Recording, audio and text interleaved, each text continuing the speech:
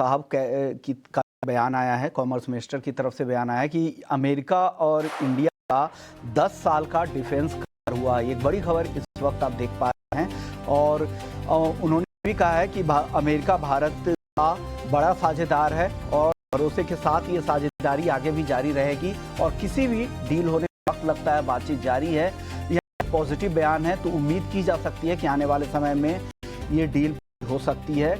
और उन्होंने ये भी कहा कि यूएस और इंडिया का जो पार्टनरशिप है काफ़ी कॉम्प्रिहेंसिव है और किसी भी पार्टनरशिप में अगर सेम स्पीड में जाना है उसको वक्त लगता है और नेगोशिएशन एक प्रोसेस होता है और उसको पूरी तरह से सभी स्टेक होल्डर्स का ध्यान भी रखना पड़ता है, क्योंकि इंडिया जैसे बड़े कंट्रीज में यहाँ पे पहले पीएम मोदी जी ने भी कहा था कि किसानों के हित का हम ख्याल रखेंगे। तो नेगोशिएशन चल रहा है, तो जल्द उम्मीद करनी चाहिए कि इंडिया और यूएस के बीच में डील हो जाएगी। हालांकि अभी तक इस तरह के कोई आधिकारिक बयान नहीं आए हैं, लेकिन कॉमर्स मिनिस्टर के जिस तरह के पॉजिटिव बयान से साफ तौर से संकेत दिख रहे हैं कि पॉजिटिव दिशा में ये चीजें जा रही है। और उन्होंने कहा है कि इंडिया और यूएस के पार्टनरशिप को लेकर किसी भी बात की कोई चिंता यहाँ पर नहीं लगती है और दोनों ट्रस्टेड पार्टनर्स हैं और साथ में मिलकर काम कर रहे हैं और प्रोस्पेरिटी के लिए दोनों देश मिलकर काम कर रहे हैं और एक स्ट्रॉन्ग बॉन्ड शेयर किया है यूएस ने इंडिया के साथ।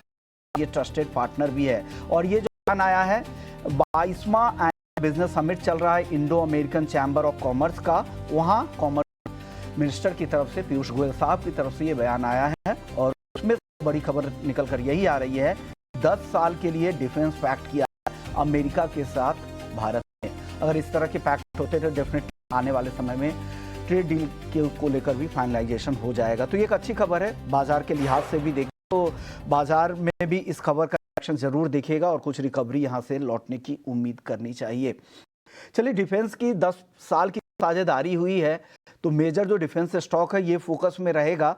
आप बताइए राजेश जी, आपकी राय क्या है डिफेंस स्टॉक को लेकर? यहाँ कोई टॉपिक है क्या?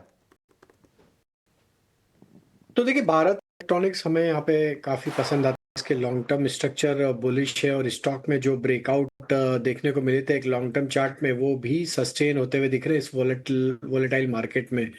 हमें लगता है ये स्टॉक एक अच्छे अपमूव के लिए तैयार है। जब तक ये स्टॉक 400 के ऊपर बना हुआ है, छोटे छोटे डिक्लाइन में बाय एंड एक्यूमुलेट की है। जैसे स्टॉक में 435 के ब्रेक होंगे, इसके नेक्स्ट टारगेट हमें फिर 470 की तरफ भी बढ़ते हुए दिख सकते हैं। तो भारत इलेक्ट्रॉनिक्स हमें यहाँ पे पसंद है। वहीं हम देखें तो HAL भी एक अच्छा बाइंग इंटरेस्ट पिछले कुछ ट्रेडिंग सेशन से दिखाते हुए दिख रहा है। हालांकि नियर टर्म चार्ट पे देखें तो हर्डल जो बने हुए 4900 4950 की जोन भी इसमें एक सप्लाई जोन बना हुआ है। बट हमें लगता है गोइंग फॉरवर्ड सूनर और लेटर ये 4950 का लेवल जब भी स्टॉक क्रॉस करने में कामयाब होगा तो फिर इसमें एक बड़े मूव की इसको 5200 की तरफ लेके जा सकते हैं। तो यहाँ पे भी बाय एंड एक्यूमुलेट की ही सलाह है जब तक ये स्टॉक 46 60 के ऊपर ट्रेड कर रहा है। छोटी मोटी गिरावट में ऐड करें।